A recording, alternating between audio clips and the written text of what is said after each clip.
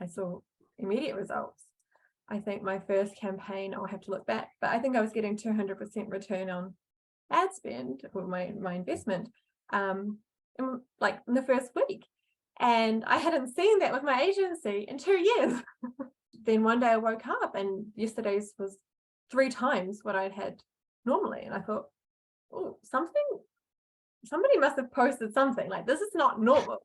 And then I went on, checked, and that's when I had that 500% return. And I thought, it works. Oh, I better keep going. I knew I had a really good product. I knew I had a product people wanted. There was a real need for it.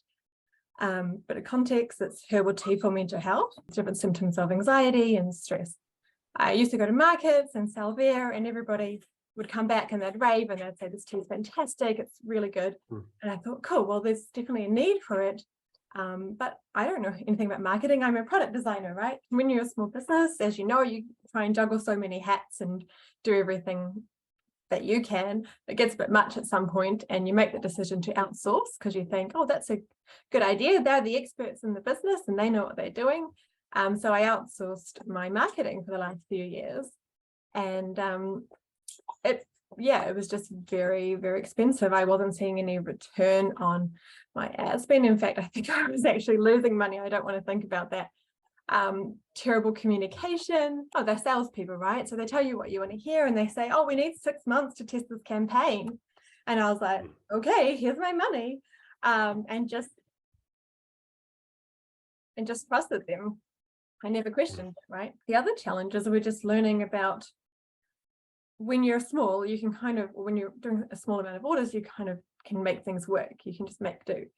But when you're doing a large amount of orders, any fault you've got in your processes becomes glaringly obvious. Any bottleneck you've got suddenly slows everybody down. So for example, to save money initially, I had these jars and we were like hand labeling them but I know I was quite particular because they were kind of tapered. So you had to be really good at putting the label on, otherwise it would kind of bubble. So I was a bit of a perfectionist. Another thing I was working on was the only one who would label. And that slowed everything down because now I had to wait till I had time to sit down and go through hundreds of jars. So my other challenge was learning to let go. And you know what? A bubble is okay. It's only tea. Like, it's not, the world's not going to implode. And, distribute that responsibility, but then also look at ways that I can kind of eliminate that. I was just really terrible at maths at high school. I was an art student. I was never a science and maths kid. And so I always anytime there was maths involved, I would push it away. I wouldn't even look at them. And I know in business that's irresponsible and you can't bury your head in the sand forever. And, when the business isn't making money, you have to look at the numbers and where you can cut costs and learn about profit margins and learn about that whole world, really a whole new world. So it was quite overwhelming initially at the start, and things like importing duties and tax, and I think it's a lot to learn. So I thought I'll take it in bite-sized pieces. I'll learn what I can and then outsource the rest. But I think that cost me probably more in the long run by being scared for so long. And then I saw your advert, and you were talking about different ways to increase your business. And it really resonated because it was quite logical. There was no sales involved. It was, you increase the order value, you increase the amount of customers, and I was like, cool, this is logical. I can get behind this. So I think one of the activities was like, I'm getting goosebumps thinking about it, but what do you want your future to look like? And it's quite confronting sometimes, because when you're in crisis mode, you sort of just keep going and you don't think, you just go. But that very first week, it forced me to just like stop and reflect and think, and what do I want my life to look like? And do I want to run my dad's business? Do I even want this business? Like, it was a lot of time a lot of things to process, and it actually required a bit of time. But I enjoyed it. I'll show you. I've got my screen cover is my mood for my future, so it awesome. was quite an impactful start to the program. And then that kind of gave me the motivation I needed, as he's speaking. And by the end of the video, he's explained it. And so you really get a deep understanding of why we're doing these things and how these fundamental pieces that you're working on might not make sense right now, but you're going to build on them later on. And doing that master headline, there's so much weight behind that. Especially I think in the group, you might notice a lot of us really put a lot of weight behind it. And I had these things, and I had my sisters, I had my mom, I had all of us brainstorming. It was a real activity. And what is it? And two things I'm going to digress quickly. One was that activity itself gave us content ideas for the whole year. Just all those headlines. It was so fun to write.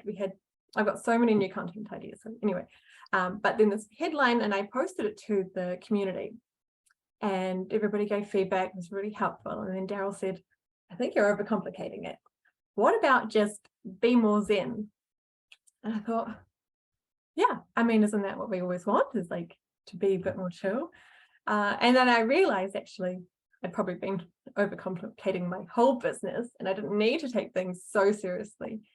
So that was a good learning. But this is fun, and I posted on the community that I look forward to every morning. I log on to my ads manager and I check what yesterday's spend was and what my sales were yesterday and how many add to carts I had, and then I'm like, oh, okay, good, that was better, what can I do? So I actually enjoy the numbers now. Yes.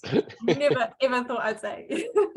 I feel more in control. I'm not blaming the economy. I'm not blaming logistics and other people. Now I can take ownership and I can fix these problems, and I can survive this potentially upcoming recession, and not be scared about it. I don't think everybody really understands.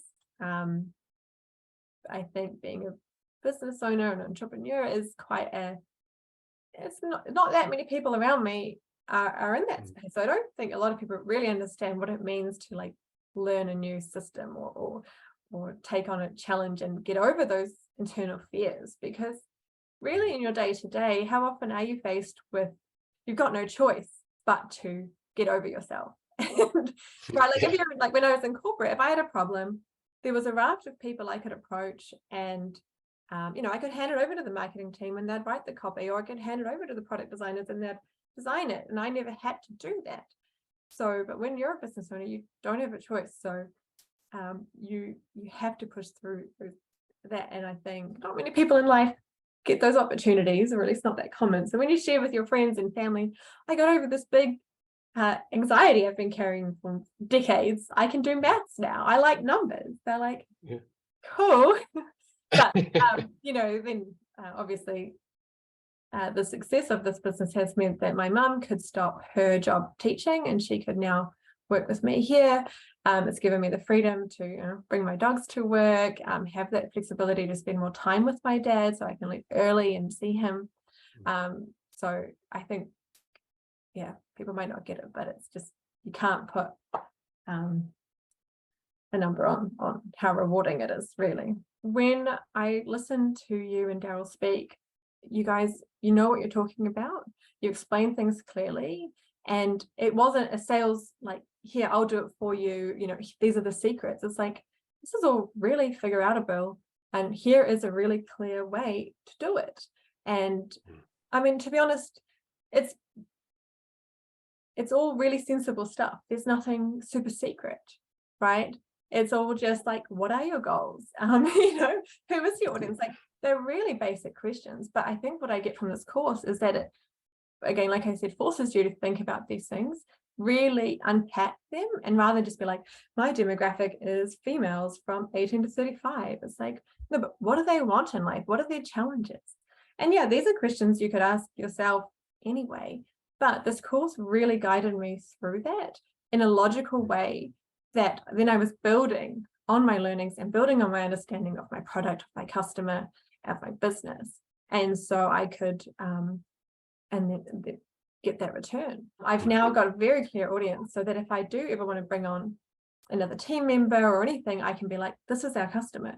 If I expand to Australia and I need to hire a PR company, I can be this is what we really want to, this is our key message. Another benefit, I guess, was when you're working with the agency, it's quite easy to just pass on that accountability to them and be like, you know, and especially for some agencies, they also do your copy and they do the creatives for you.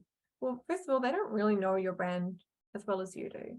So they're just going to like tick a box. And maybe there's some agencies that are different and really do. Maybe I just got a dodgy one that, you know, do put in that time. But when you take that accountability, you are obsessed with those numbers, and you have to be, because the buck stops with you. So if I didn't put that work in and I just kind of ticked a box like they might have done, well, then I'm not going to get the results that I needed. So I think this course makes you accountable. And I mean, I say Daryl especially, because when you are on those calls with him and you get that one-on-one time with him, you'll ask a question and he'll ask you a question back that you kind of might have skipped over. And he really makes you question, actually, you know, what is the problem that you're facing? I came to him with a question and he about scaling. And he said, well, actually, that's not the right question. And what else could the question be? And then I had to think, and I realized that my numbers were all a bit wrong, and I needed to be more clear on what my goals were, again, now that I'm in this new phase. And so in a way, he answered a question I didn't know, but he forced me to take accountability, to go back, to rework it. And it's like a business mentor, I guess, in a long-winded way of saying. And everybody feels like they're part of your team, like they're rooting for you. And you put some copy up and you put some ideas up and people are like, that's awesome. You should try this. And like, oh, this is really cool. Have you seen this other idea? And so it's more than just like, yeah, one agency that you're like, okay, here's some money. Yes, thank you. It's like a team.